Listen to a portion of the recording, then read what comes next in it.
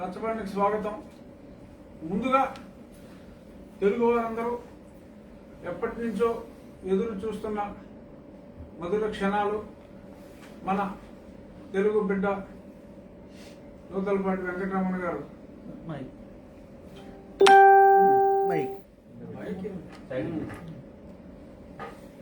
చెప్పలేదు. నూతలపాటి వెంకటరమణ గారు అఫీషియల్గా రాష్ట్రపతి గారు ఈరోజు ఆయన దగ్గర నుంచి ఆదేశాలు రావడం జరిగింది. మనమైతే ఎప్పటి నుంచో చెప్పుకుంటున్నాం, ఏప్రిల్ 24వ తారీఖు దర్బార్ హాల్లో ఆయన ప్రమాణ స్వీకారం జరుగుతుందని సుమారు గత 4 నెలలుగా మనం మాట్లాడుకుంటున్నాం. తెలుగు వారు అందరూ కూడా ఎంతో సంతోషించవలసిన క్షణాలు ఇవి. కానీ కొంతమంది ప్రజాస్వామ్యం అంటే నమ్మకం లేని వాళ్ళు, రాజ్యాంగాన్ని అసహ్యించుకునే వాళ్ళు మరి ఈ పరిణామానికి కాస్త బాధపడవచ్చు. కానీ వాళ్ళని చూసి మనం జాలి పడదాం, అంతకుమించి ఇంకా వేరే ఏ భావం పెట్టుకోవాల్సిన అవసరం లేదు. వాళ్ళ మానాన్న వాళ్ళనే వదిలేద్దాం. మరొక్కసారి రమణ గారికి రాష్ట్ర ప్రజల తరపున మా హృదయపూర్వక శుభాభినందనలు. ఇంకా సబ్జెక్ట్లో వెళ్ళిపోదాం. ఈరోజు మెయిన్ పాయింట్ ఏంటంటే, ఎప్పటి నుంచో అందరూ చాలామంది, ఎందుకంటే న్యాయ వ్యవస్థ అంటే గౌరవం ఉన్న చాలామంది ఫీల్ అయ్యేది ఏంటంటే, మరి జగన్మోహన్ రెడ్డి గారు 11 సిబిఐ ఛార్జ్షీట్లో A1గా ఉన్నారు. మరి A1గా ఉన్న ఆయన మరి ఆయన పనుల ఒత్తిడి వలన కట్టింగ్లు అంటే ఓపెనింగ్, ఆ కట్టింగ్ల ఒత్తిడి వలన మరి కోర్టుకు హాజరు కాలేకపోతున్నారు. మరి హాజరు కాలేకపోయినప్పటికీ మరి సిబిఐ వాళ్ళు కూడా మరి మౌనం వహిస్తున్నారు. సో ప్రతిపక్షాల వాళ్ళు, ముఖ్యంగా మొన్న సునీల్ దేవదార్ గారు ఒక పెద్ద మాట అన్నారు, బెయిల్ రద్దు అయితే ఇమీడియట్గా జైలుకి వెళ్ళిపోతారు అని. కానీ మరి ఎందుకు ఇన్ని మాటలు పడవలసిన అవసరం ఏంటి? కోర్టుకి అటెండ్ అయ్యి మరి ఆ ట్రయల్ కంప్లీట్ చేసేసుకుంటే అత్తలేని చంద్రుల్లో బయటపడిపోవచ్చు కదా. మరి ఎందుకు ఇంత ఆలస్యం జరుగుతుందని మరి ఆలోచించి, మరి ఈయన ముఖ్యమంత్రిగా బయట తిరుగుతూ ఉన్నందువల్లే కదా మరి ఆయన అంతా బిజీగా ఉండి జీతం తీసుకోవట్లేదు, ఫైన్. అయినా సరే జీతం తీసుకోపోయినప్పటికీ కూడా దానికి ఎన్నో రెట్లు జీతం తీసుకుంటున్న వ్యక్తిగా మరి చాలా కష్టపడి శ్రమపడి మరి ఆయన పనిచేస్తున్నారు. But at the same time problem ఏమొచ్చిందంటే, ఈరోజు ఒక ప్రజాప్రతినిధి, ఒక ముఖ్యమంత్రి న్యాయ వ్యవస్థని ఇంత చులకనగా చూస్తే, అంటే సంవత్సరం అయినా సరే ఒక వ్యక్తి అసలు నేను కోర్టుకేరని పడా అంటే మరి మాట్లాడలేని నిస్సహాయ స్థితిలో న్యాయ వ్యవస్థ ఉంటే, మరి ఇది మరి ఆ రోజు మరి కురుసభలో మరి ద్రౌపదిని వివస్త్రని చేసిన దుశ్శాసనుడికి మరి ఈరోజు మరి ఈ న్యాయ వ్యవస్థని వ్యవస్థ చేస్తున్న మా నాయకులకు ఏమైనా తేడా ఉందా? ఎవరో ఎందుకు మాట్లాడలేకపోతున్నారు అనేది చాలా బాధ కలిగించింది. ఏదైనా రాజ్యాంగం మీద ప్రమాణం చేసిన వ్యక్తిగా, మరి యువజన శ్రామిక రైతు కాంగ్రెస్ యూస్రార్ ఐక్యపా తరఫున ఎన్నికైన వ్యక్తిగా మరి మా పార్టీకి ఎటువంటి చెడ్డ పేరు రాకూడదు, కావాలని తప్పించు తిరుగుతున్నారు అంటే మరి ఈయన అంత బిజీగా ఉన్నారు. బట్ ఆ ప్రాబ్లమ్స్ ప్రజలందరికీ అర్థం కావడం. ప్రజలు ఎలా ఉంటారండి, ఆ రోజుల్లోనే ప్రజలందరూ మంచిగా ఉన్నారు అనుకున్న రోజుల్లోనే మరి సీతమ్మ తల్లిని అనుమానించిన సమాజం మనది. మరి అటువంటి సమాజం మరి త్రేతాయుగం దాటి ద్వాపరయుగం దాటి దారుణమైన కలియుగంలో ఉన్నాం. మరి ఇంకెంత నీలాపనిందలు ఉంటాయి. సో మరి ఎంతోమంది ఎన్నో రకాలుగా మాట్లాడుకుంటున్నారు. ఇదంతా చూసి బాధపడి తట్టుకోలేక ఈరోజే ఇప్పుడే ఒక అరగంట క్రితం సిబిఐ కోర్టులో A1గా 11 ఛార్జ్షీట్లో ఉన్న రాష్ట్రానికి ముఖ్యమంత్రిగా ఉన్న జగన్మోహన్ రెడ్డి గారి బెయిల్ రద్దు చేయండి అని చెప్పి ఒక పిటిషన్ని నేనంటే నేనే దాఖలు చేయటం జరిగింది. చూద్దాం ఏమవుతుందో. న్యాయ వ్యవస్థని కాపాడుకోవడానికి కూడా ఎన్నో అవస్థలు పడే ఈ పరిణామంలో రేపేం సంఘటనలు జరుగుతాయో చూద్దాం. మరి చాలా చోట్ల వ్యవస్థలన్నీ కూడా మరి ఎన్నో సంక్షేమ పథకాలు చేపడుతున్నాం, అప్పులు తీసుకొస్తున్నాం, పప్పు బెల్లాల్లో పంచుతున్నాం. మరి ఆ పంపక ప్రభావం ఏదో ఇంకా చాలా మందికి చాలా పంపకాలు జరుగుతున్నాయని చెప్పి కూడా చాలా వివరాలు అందుతున్నాయి. మరి ఆ ఇతర పంపకాల ఈ పంపకాల ప్రభావం వలన ఓటర్లు కూడా చాలా తీవ్రంగా ప్రభావితులవుతున్నారు. పబ్లిక్ కరప్షన్ పొలిటీషియన్ కరప్షన్ అంటారు కానీ ఈ ప్రజల కరప్షన్ కన్నా మించిన కరప్షన్ ఎక్కడా లేదు. సరే, ప్రజల కరప్షన్ కాసేపు పక్కన పెడితే మరి వ్యవస్థను కూడా మా ప్రభుత్వ పెద్దలు చాలా దారుణంగా కోట్లు ప్లాట్లు అడిగితే ప్లాట్లు, ఫ్లాట్లు అడిగితే ఫ్లాట్లు, అలా ఆ రకంగా ఇచ్చుకుంటూ ముందుకు పోతున్నారు. మరి ఈ అన్నిటికీ సరే గతంలో ఒక మంచి అధికారం ఉన్నప్పుడు ఛార్జ్షీట్లు వేయడం జరిగింది. మరి ఇప్పుడు వాటి మీద ట్రయల్ జరగాలి. సంవత్సరంన్నరగా ట్రయల్ జరగట్లేదు కాబట్టి ఈ బెయిల్ని రద్దు చేసి, ఎందుకంటే చాలా మంది ప్రభావితులు అవుతున్నారు. ఓ అక్యూజ్డ్ అయినప్పటికీ కూడా సరే, ఓ అక్యూజ్డ్ స్టేటస్ వేరు, విట్నెస్ స్టేటస్ వేరు, బట్ ఓ accused can any day become a witness. So ఓ అక్యూజ్డ్ని ఈ రకంగా మరి ఒక 3-4 రాజ్యసభ సభ్యత్వం ఇవ్వడం జరిగింది. మరొకరిని చీఫ్ సెక్రటరీగా ప్రమోట్ చేయడం జరిగింది, అనదర్ అక్యూజ్డ్ని. మరి కొద్దిమందిని ఎమ్మెల్యేలుగా చేయడం జరిగింది, కొద్దిమందిని ఉప ముఖ్యమంత్రులుగా, అంటే ఎమ్మెల్యే గారి అక్యూజ్డ్ బ్రదర్స్ అనే వాళ్ళని ఉప ముఖ్యమంత్రులుగా చేయడం జరిగింది. మరి ఇవన్నీ ప్రలోభ పెట్టడం కింద రాదా? మరి కళ్ళు మూసుకుందా సిబిఐ? మరి ఎందుకైనా వాళ్ళు మరి బెయిల్ క్యాన్సిలేషన్ గురించి సంవత్సరంన్నరగా రాకపోయినా అడగట్లేదు. మరి దీనివలన సిబిఐ మీద అడుగు పెద్ద నమ్మకం లేదు. సిబిఐ మీద ఇంకా ఉన్న కాస్త నమ్మకం కూడా పోతుంది.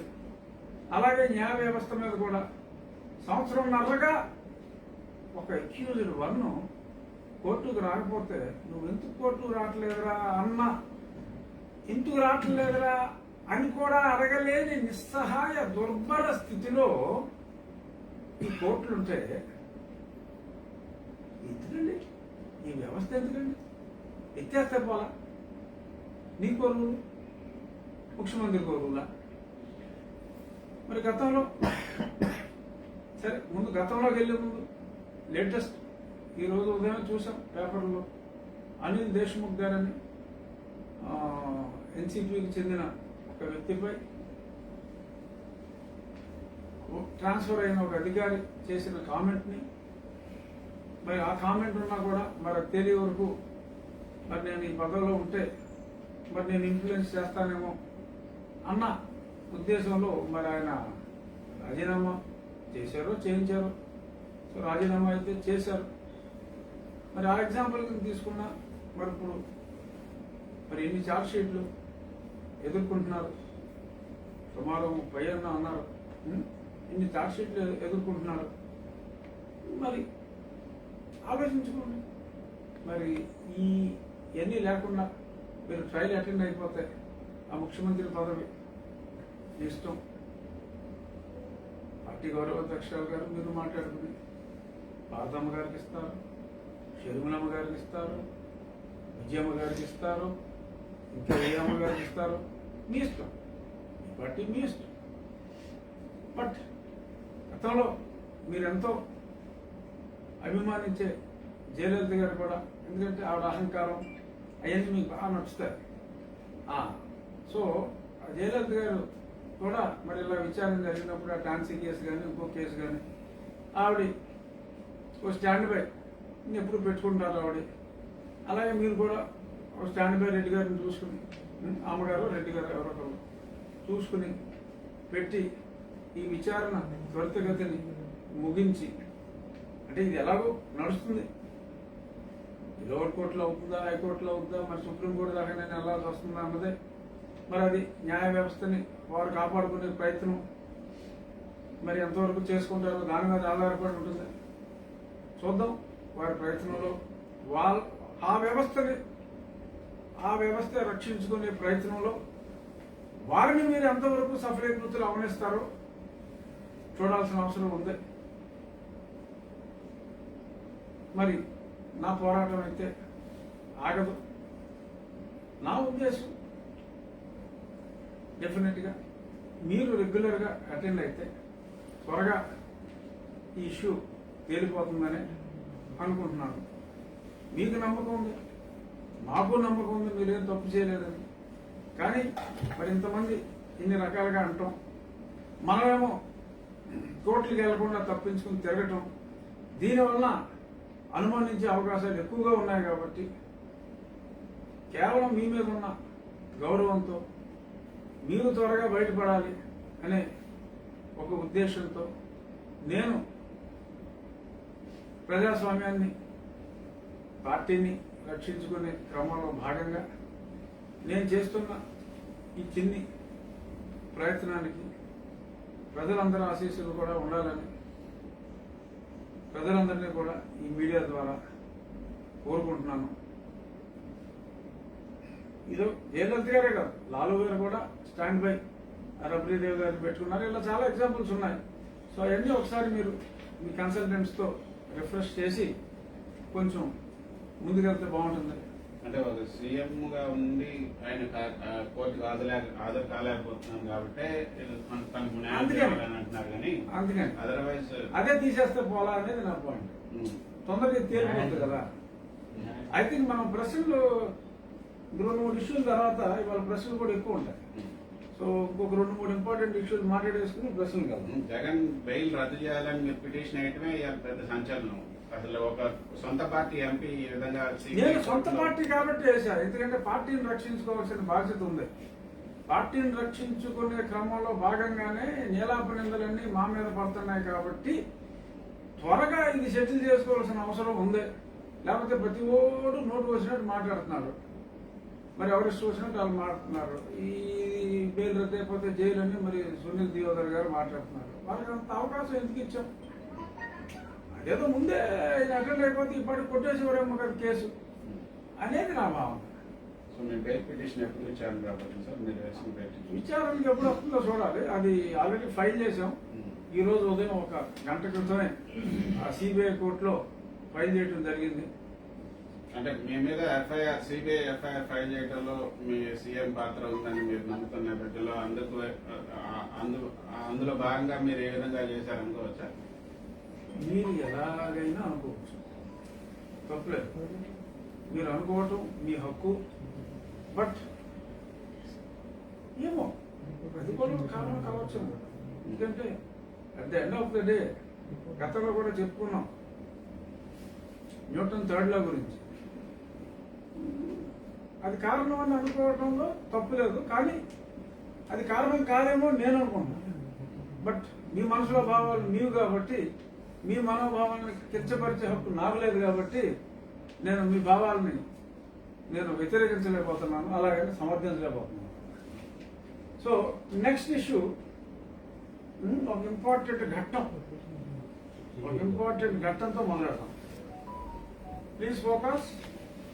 వైఎస్ వివేకానంద రెడ్డి గారు హఠాత్తుగా గుండెపోటుతో మరణించడం అన్నటువంటిది అత్యంత బాధాకరమైనటువంటి విషయం. రాష్ట్రానికి, రాష్ట్ర ప్రజలందరికీ కూడా 35 సంవత్సరాల రాజకీయ జీవితంలో ఎమ్మెల్యేగా, ఎమ్మెల్సీగా, మంత్రిగా. సో ఇదన్నమాట. ఇంకా మళ్ళీ ప్లే చేయక్కర్లేదు, అర్థమైపోయిందిగా. ఊరికి ఫస్ట్ వైఎస్ వివేకానంద రెడ్డి గారు హఠాత్తుగా గుండెపోటుతో మరణించడం అన్నటువంటిది అదండి. 9 గంటలకు ఆ రోజు ఈయన చనిపోయిన తర్వాత, అదే చంపబడ్డ తర్వాత, పాపం గుండెపోటుతో చనిపోయారు అని చెప్పి ఆయన వాకృచ్చారు. మరి తర్వాత సరే 1-2 గంటల తర్వాత చంద్రబాబు నాయుడు గారు చంపేశారని చెప్పి చెప్పారు. ఇక్కడ అసలు సింపుల్ కామన్ సెన్స్, అప్పుడే రిక్రూట్ అయిన హెడ్ కానిస్టేబుల్కి ఇచ్చినా కూడా ఈ కేసు ఈజీగా సాల్వ్ అయిపోయింది. మరి దీన్ని సిబిఐ, సరే గతంలో సిఐడి, వాళ్ళు 9 నెలలు, మరి వీళ్ళకి ఒక్కొక్క 11 నెలలు ఎంత అయింది. మరి వీళ్ళు ఏం చేశారో అర్థం కాదు. ఎందుకంటే అంత రెడ్ హ్యాండెడ్గా మీడియాలో జాలీగా ఫేస్ పెట్టి మాట్లాడారు మా జాతీయ కార్యదర్శి గారు. మరి ఆయన పిలిచారా ఇప్పటి వరకు? మరి అప్పుడు విచారణ చేస్తున్న వాళ్ళు కానీ, అంటే Sunil Kumar and CBCID batch కానీ, మరి ఇప్పుడు ఇంకెవరో పాపం చిన్నవాళ్ళు ఆన్లైన్లో పట్టుకున్నారు. పాపం సాక్షులేమో లేచిపోతున్నారు. సాక్షులు చెప్పాలన్న భయంతోనో, లేకపోతే మరి ఎందుకనో, మరి ఒక తప్పు చూసేవన్న భయంతోనో, మరి వాళ్ళుగా ఆత్మహత్య కావించబడుతున్నారు. అట్లా శ్రీనివాసరెడ్డి గారు కానీ, ఇంకొద్ది మంది కానీ. మరి అదే మరి సునీత గారు చాలా బాధపడటం జరిగింది. మొన్న ఢిల్లీలో కూడా ఆవిడ చాలా స్పష్టంగా చెప్పారు ఈ విషయం మీద. మరి సింపుల్గా సాయిరెడ్డి గారిని పట్టుకుని కూర్చోబెట్టి అడిగితే, నీకు గుండెపోటుతో చనిపోయారని ఎవరు చెప్పారు? లేదు, నీకు గుండెపోటుతో చనిపోతారని నీకు ముందే తెలిసిందా అన్న సింపుల్ పాయింట్లు కాస్త తలకాయలు, ఇంత కొన్ని మెదడు కణాలు మిగిలినా కూడా ఈజీగా తెలిసిపోయే విషయం.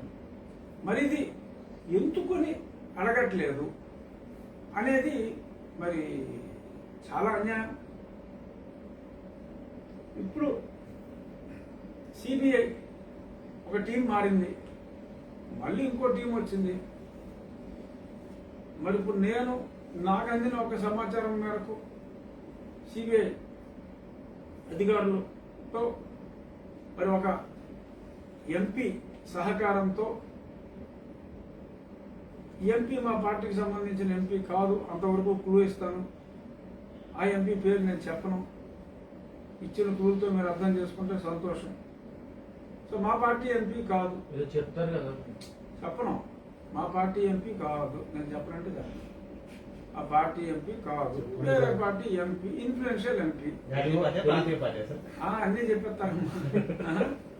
సో మా పార్టీ ఎంపీ కానీ ఒక ఎంపీ సహకారంతో వీడియో కాన్ఫరెన్స్లో సిబిఐ అధికారులతో కూడా నిర్వహించుకుంటూ, మరి ఆ ఎంపీ ఈ కేసే కాదు అసలు నీ మెయిన్ కేసు కూడా డీల్ చేస్తానని చెప్పి చెప్తున్నట్ట.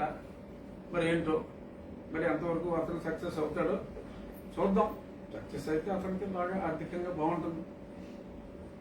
సరే అదేమవుతుందంటే అది చూద్దాం. బట్ ఇక్కడ coming back to the main point, ఆ రోజు అక్కడ జరిగింది ఏంటి? ఆయన్ని గొడ్డలతో నరికారు.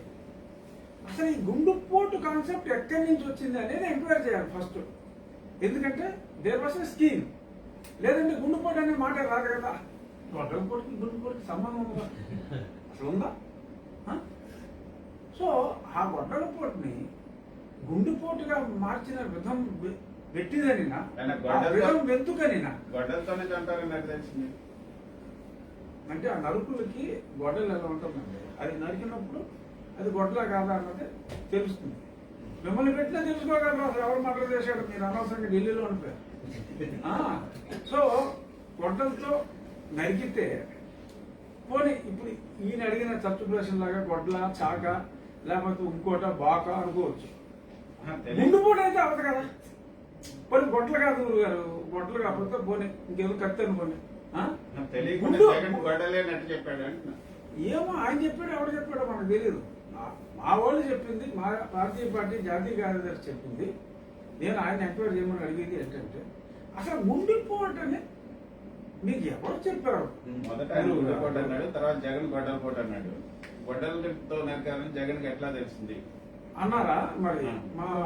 మరి ముఖ్యమంత్రి గారు గొడ్డలి అంశాన్ని ఫస్ట్ ఆయనే లేవనెత్తారని నాకు ఇప్పుడు మీరు చెప్తే తెలిసింది. అది డెఫినెట్ గా ఆలోచించవలసిన అంశమే. సో బేసిక్ గా ఈ గుండెపోటు అని ఎలాగ మీకు తెలిసింది, గుండెపోటు అని ఎవరు చెప్పారు? తర్వాత నేను ఆ రోజు కొన్ని విజువల్స్ లో చూసా, ఒక ప్రముఖ డాక్టర్ గారు కూడా ఆ విజువల్స్ లో ఉన్నారు. మరి కనీసం సాయిరెడ్డి గారు అంటే మరి ఏదో రాజకీయాలు ఆడిట్ అకౌంట్ చూసినోడు కాబట్టి గుండెపోటుకి గొడవలపోటుకి తేడా తెలియలేదేమో అనుకోవచ్చు. అది తెలుస్తుంది అందరికీ. గుండెపోటుకి తల్లో చెప్పాం సార్. అదేనమ్మా, గొర్రెలు కాసిన వాడికి కూడా తెలుస్తుంది కానీ చార్టెడ్ అకౌంటెంట్లు తెలియదేమో, మనకు తెలియదు అది. కాకపోతే ఒక డాక్టర్ కూడా ఆ సమయంలో అక్కడికి వెళ్ళారని తెలిసింది. మరి ఆ డాక్టర్ గారు ఆ ప్రాంతానికి వెళ్ళిన విజువల్స్ తర్వాత కూడా మరి మా జాతీయ కార్యదర్శి గారు గుండెపోటుగానే, అంటే ఒకవేళ ఫోన్లో ఈయనకి గొడ్డలపోటుతో మరణించారని చెప్తే గొడ్డలపోటు అనే కాన్సెప్ట్ ఆయనకు గుండెపోటుగా వినపడిందని చెప్పి ఈయన మరి సిబిఐ చెప్తారేమో రేపు, నాకు అలా తెలిసిందని. So there is a conspiracy which is very clear. ఎందుకంటే ఈయన గొడ్డలపోటు అంశాన్ని తీసుకొచ్చారు కాబట్టి గుండెపోటుని, కాన్స్పిరసీ అన్నది చాలా క్లియర్ గా ఉంది. అక్కడ ఆ ప్రాంతానికి చెందిన ఒక ఎంపీ ఆ ఎస్పీకి ఫోన్ చేసి ఇక్కడంతా నీట్గానే ఉంది, ఆయన పాపం గుండె చనిపోయాడు, ఎవ్రీథింగ్ వీఆర్ టేకింగ్ కేర్ అనే రికార్డు కూడా అక్కడ ఉందట. అంటే మరి ఆ వ్యక్తి కూడా అక్కడికి రాకముందే మరి సాయిరెడ్డి గారి మాట విని మరి నిజంగా గుండెపోటు అనుకుంటే మరి స్పాట్లోకి వెళ్ళిన తర్వాత అన్నా తెలియాలి. ఇంకో పాయింట్, కుట్టెవడేసాడు చెప్తారా? కుట్టెవడేసాడు? ఆయన అయితే కుట్టుకుని మరి చచ్చిపోలేడు కదా, బొట్టలతో ఆయనే నరుక్కుని ఆయన కుట్లు వేసుకుని, అంటే చాలా కష్టం. నరుక్కోవటమే ఇంపాసిబుల్.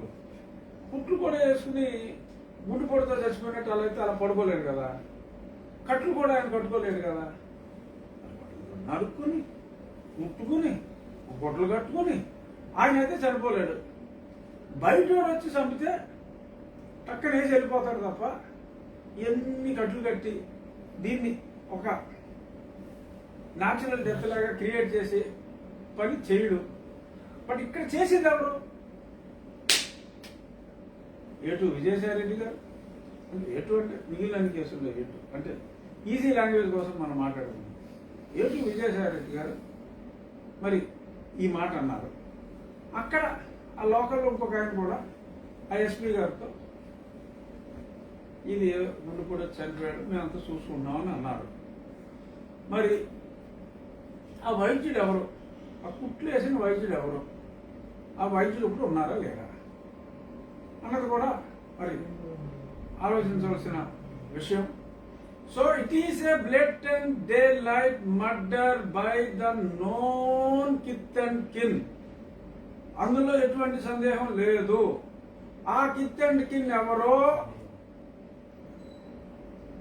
గుండెపోటు అనౌన్స్మెంట్ ప్రప్రథమంగా మీడియాకి తెలియజేసిన వ్యక్తికి తెలియకుండా ఉండే అవకాశం లేదు.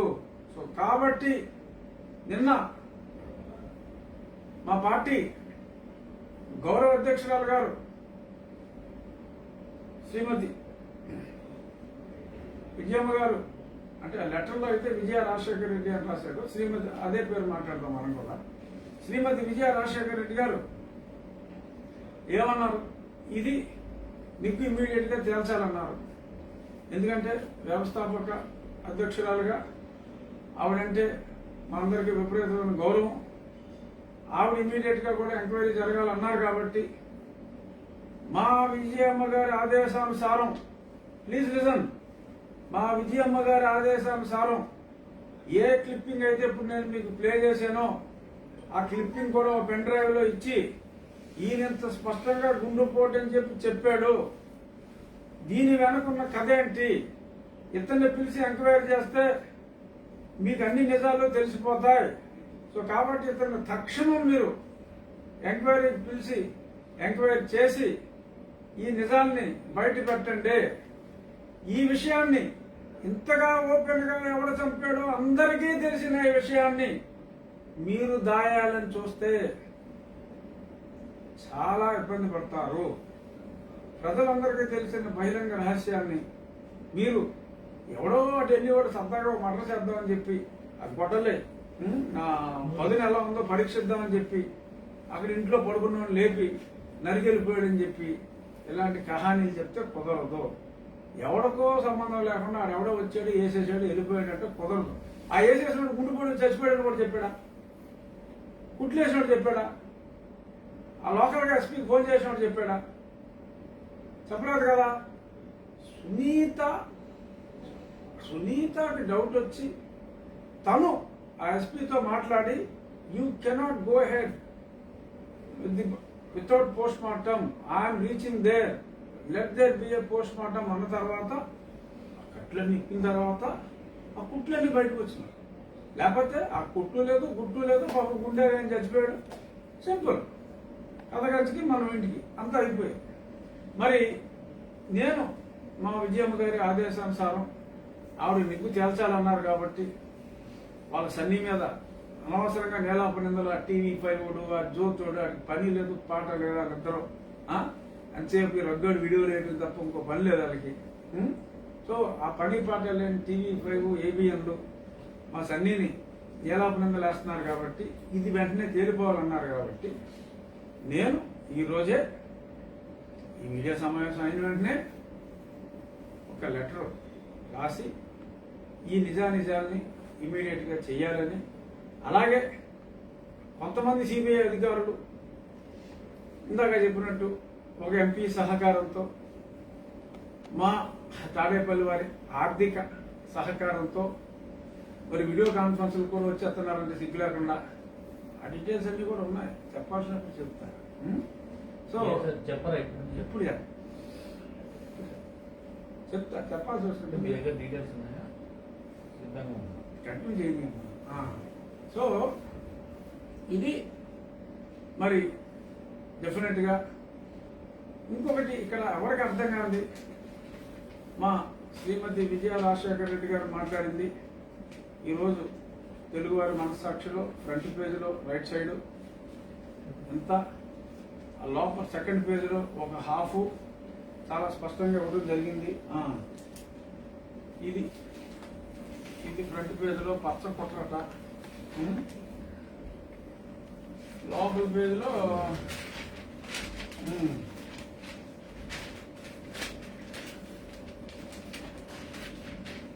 లోపల పేజీలో హాఫ్ పేజీ, రెండో పేజీ మళ్ళీ మరీ లోపల 11వ పేజీలో అవి ఏం రాదు. ఇది బాగా వేశారు. మరి ఇప్పుడు ఎంతగా బాధపడినా మా మరిది గారి కుమార్తె మా కుటుంబం అని చెప్పి బాధపడ్డారు. నిజంగా ఒక తల్లిగా ఆవిడ బాధ అంటాం సహజం. మరి ఆవిడ ఇక్కడికి వచ్చి మరి ఆవిడ గోడు వెలపుచ్చుకుంటే ఈ పేపర్లో ఒక అక్షరం కూడా రాయలా. ఆఖరికి అది ఎక్కడో ఆ లోపల 11వ పేజీలో రాసే కాలం కూడా నేను చూసా, కావాలని నాకు కనపల్లా. సరే వాళ్ళ బ్లూ ఛానల్స్లో కూడా అంటే ఇది పచ్చగొట్ర అని మీరు అంటున్నారంటే ఎస్ నేను సమర్థిస్తాను. అంటే ఇది వేయలేదు అంటే మరి ఆవిడ బాధని విజయమ్మ గారి ఆవేదనని ఇంతగా ఆవిష్కరించిన మీడియా మరి సునీత ఆవేదనని మరి బ్లూ మీడియా ఎందుకు బ్యాన్ చేసింది అనేది నా పాయింట్. అంటే మరి ఇది పచ్చ కుట్ర అయితే అది నీలి కుట్ర ఏమంటారు? సో ఇటువంటివన్నీ ఏదో ఏదో జరిగింది, ఏదో జరిగిపోయింది. ఎవడో ప్రజలు కూడా వాళ్ళ డబ్బులతోటి, అందరి డబ్బులతోటి కొందరికి ఇచ్చే పప్పు బెల్లాలు, ఆ ఓట్లు మనకు సరిపోతాయి కాబట్టి మీ సన్నీ బాబు ఎన్నిసార్లు అయినా చెప్తారు అని మీరు అనుకోవడంలో ఏమాత్రం తప్పు లేదు. మళ్ళీ నెగ్గొచ్చు కూడా. కానీ మరి ఈ ఏది దీనికి అంటే చెల్లెలు అక్కడికి వెళ్ళి ఘోషిస్తే మరి ఎందుకని మనం మాట్లాడలేదు? అంటే ప్రజాభిమానం ఉండి మళ్ళీ నెగ్గేస్తారు అన్న నమ్మకం మీకుంటే ఇటువంటి వాటిని పట్టించుకోరా.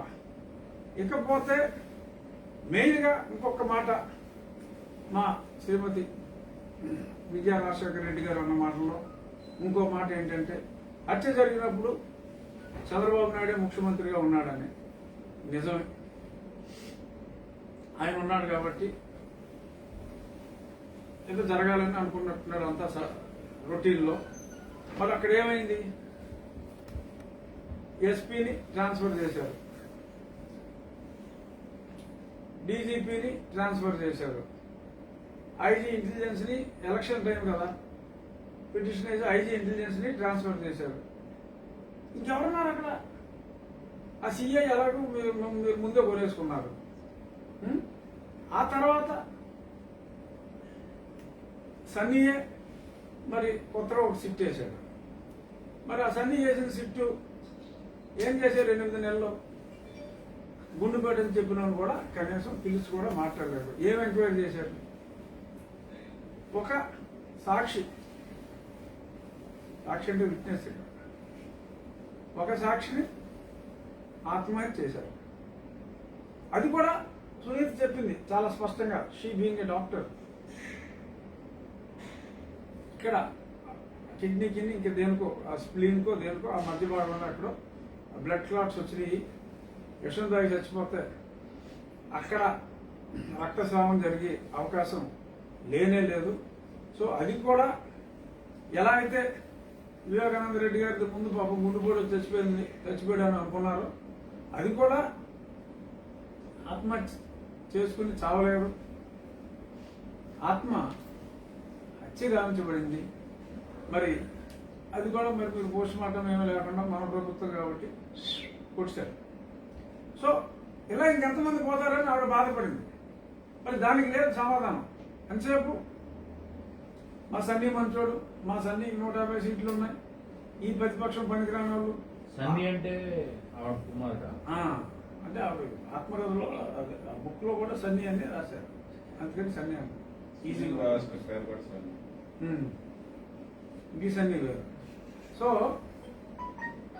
ఇది మరి మధ్యలో డిస్టర్బ్ చేస్తున్నారు సార్, ఫ్లో పోతారు.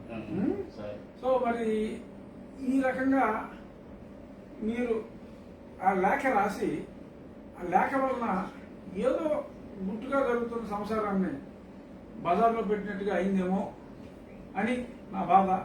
అయినప్పటికీ కూడా మీ బాధను అర్థం చేసుకున్న వ్యక్తిగా ఇది త్వరగా తేల్చాలని చెప్పి ఒక పార్లమెంట్ సభ్యుడిగా నేను ఎలక్షన్స్లో సన్నీ బొమ్మ కన్నా మీ బొమ్మ నేను ఎక్కువగా రాజశేఖర రెడ్డి గారి బొమ్మ వాడాను కాబట్టి మీ వాక్కు వేద వాక్కుగా నేను రెగ్యులర్గా సిబిఐని పర్సూ చేసి ఇది ఇష్యూ తొందరగా తేల్చాలని, నిజమైన ఇంటి దొంగలు అండర్లైన్ చేస్తున్నా. ఎందుకంటే ఇంటి దొంగలు కాబట్టి చక్కగా అన్ని తుడిచి, ఒక ఇల్లును మనం ఎలా దుద్దుకుంటాం, చక్కగా నీట్గా తుడిసి ఎక్కడ దుమ్ము లేకుండా చక్కగా ఉంచుకుంటాం కదా ఇల్లు. అలాగే చక్కగా అచ్చి చేసిన తర్వాత చక్కగా నీట్గా బ్లడ్ అంతా తుడుచుకుని కట్లు గిట్లు అన్నీ వేసారు కాబట్టి వాళ్ళు ఇంటి దొంగలే. సో కాబట్టి ఇంటి దొంగల్ని త్వరలో సిబిఐ ద్వారానే పట్టించిచ్చే ప్రయత్నం చేస్తాం. ఈ 2 నెలల్లో కూడా ఆ సిబిఐ తేల్చకపోతే మీ ఆజ్ఞగా భావించి పార్లమెంట్లో కూడా నేను ఈ విషయాన్ని ప్రస్తావిస్తాను. బట్ ఈలోపే మరి మీ సంక్షేమ ఫలాలు మరి సిబిఐ వారికి అందక ముందే మరి వాళ్ళు నిజాయితీగా ఈ కేసు విచారించి ఇకపై సన్నీతో ఆ ఎంపీతో వీడియో కాన్ఫరెన్స్లో పాల్గొకుండా తగు జాగ్రత్తలు తీసుకునేలాగా నేను ఆ సంబంధిత అధికారులకు కూడా ఈరోజు కూడా ఇన్ఫార్మ్ చేస్తాను. వీళ్ళతోటి వీడియో కాన్ఫరెన్స్లో పాల్గొవద్దని, ఇది కూడా కొంచెం స్పీడప్ చేయమంటాను. ఇక ఈ సందర్భంగా నిన్న నాకు తెలిసిన అంశం ఏంటంటే, సరే నేను గతంలో క్లియర్గా చెప్పా, మిస్టర్ జగన్మోహన్ రెడ్డి ఎలియాస్ సన్నీ ఇతనే ఎస్బీఐలో ఇంకొక ఎంపీ ఒక ఆజర్బాహుని ప్రవేశపెట్టి ఏదో క్యాష్ ఇచ్చి కొట్టారంట. మరి ఏం చేశారో ఎఫ్ఐఆర్ అయితే కట్టించిన 24 గంటల్లో కంప్లైంట్ ఇప్పించాడు. కంప్లైంట్ ఇప్పించిన 24 గంటల్లో ఇంకొక ఇందాక చెప్పిన ఎంపీ సహకారంతో అది ఎఫ్ఐఆర్ కట్టించాడు. ఇది సత్యం. ఎవిడెన్స్ ఏంటంటే I'm in the process of collecting those evidences. చాలా వరకు అందినాయి, బట్ బయట చెప్పలేం కదా ఏమున్నాయో అని. తర్వాత అక్కడతో అక్క సన్నీబాబు నిన్న మా తమిళనాడు ఎలక్ట్రిసిటీ బోర్డు ముందు పాత చైర్మన్కి ఫోన్ చేశాను. పాత చైర్మన్ నేను చైర్మన్ కాదని చెప్పాడు. సో కొత్త చైర్మన్ పట్టుకున్నారు. ప్రవీణ్ ప్రకాష్ ఒకటి ఉన్నారు అక్కడ. పట్టుకుని ఎలాగైనా సరే ఆ బ్యాలెన్స్ పేమెంట్లు ఏమి ఇవ్వడానికి వీల్లేదు. అసలు ఏ పేమెంట్ ఇవ్వకుండా అవసరమైతే మళ్ళీ నువ్వు కొత్త కేసులు పెట్టి ఆయన నువ్వు అరెస్ట్ చేస్తే ఆడికి నీకు పేమెంట్ ఇవ్వకపోతే నేను నీకు పేమెంట్ ఇస్తానని చెప్పాను వాళ్ళకి. ఇది పచ్చినిజం. 2 గంటలకి వీడియో కాన్ఫరెన్స్లో పాల్గొన్నాడు. దాని మీద నేను ఈరోజు తమిళనాడు చీఫ్ మినిస్టర్కి, కేంద్ర హోంమంత్రి గారికి, పవర్ మినిస్టర్కి, ఎందుకంటే అది ఎలక్ట్రిసిటీ బోర్డు చైర్మన్ ఇంట్లో కుమ్మక్క అయిపోయాడు కాబట్టి పవర్ మినిస్టర్కి, పవర్ సెక్రటరీకి, సివిసికి, సిబిఐకి, chief secretary of Tamil Nadu electricity బోర్డుకి అఫీషియల్గా ఇచ్చాను.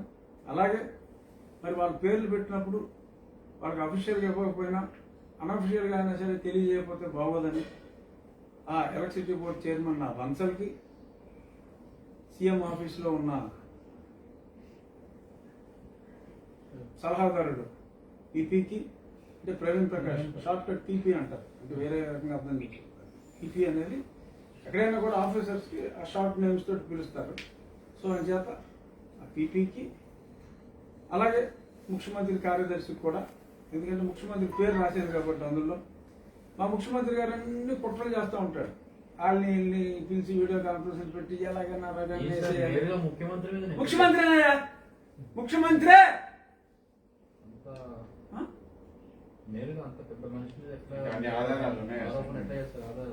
ఆరోపణ చేశాను, నిరూపించుకోమని కాదని నేను చెప్తున్నాను. 2 గంటలకు మాట్లాడాడు సన్నీ అతనితో. కాదని పూజ నిన్న మధ్యాహ్నం అఫీషియల్ నేను రైటింగ్ ఇచ్చేసాను అందరికి.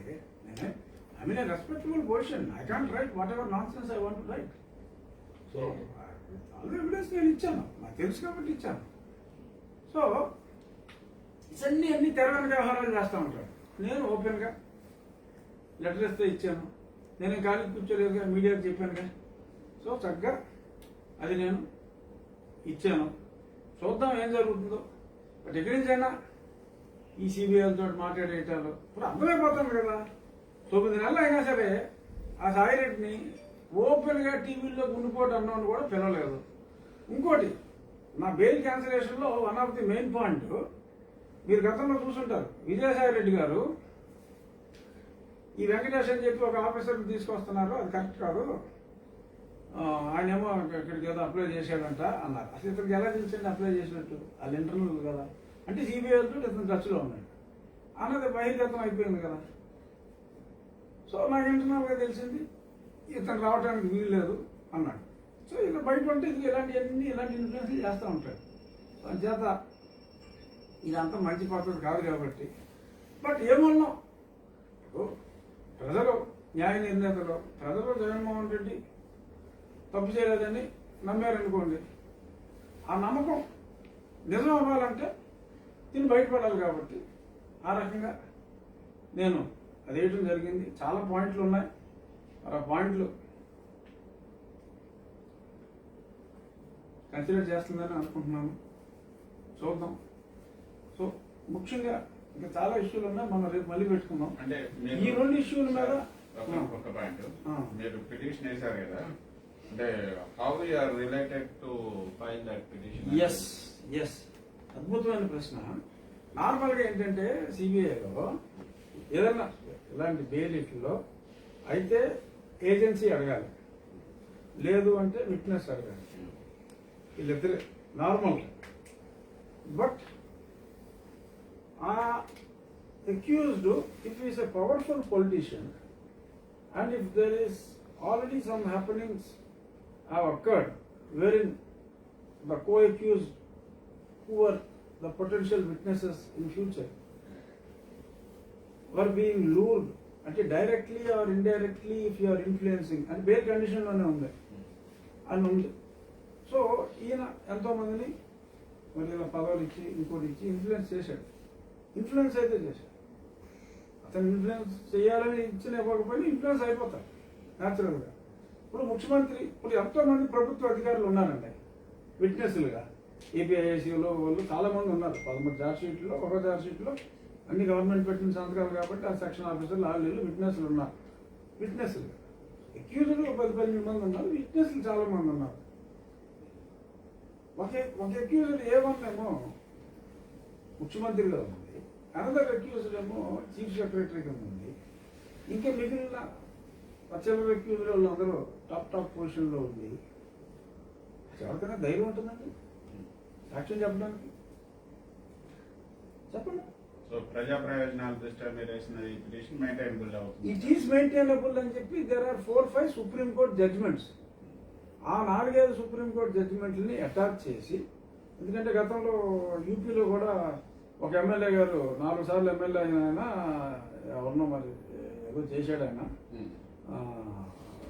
ఏదో ముందు ఎవరినో గర్భవతిని గావించారట, ఆ పిదప నచ్చి గావించారట. ఆయనకి బెయిల్ ఇస్తే కూడా బెయిల్ క్యాన్సిల్ చేసి ఆయన జైల్లో పెట్టారు. But that bail cancellation petition was filed by somebody, not by the agency, not by the deceased family person or any witness. It is by a public spirited person. So there are case laws.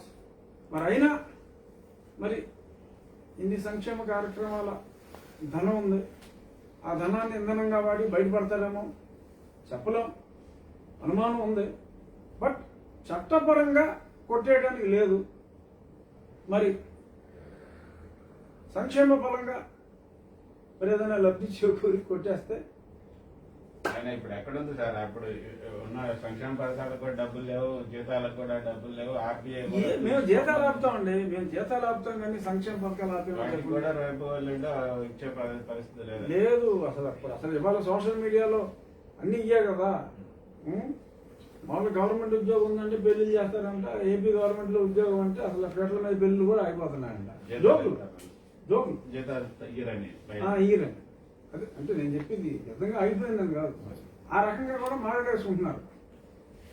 ఈ రేపు మాట్లాడుకుందాం. So ప్రస్తుతానికి మంచి మాట.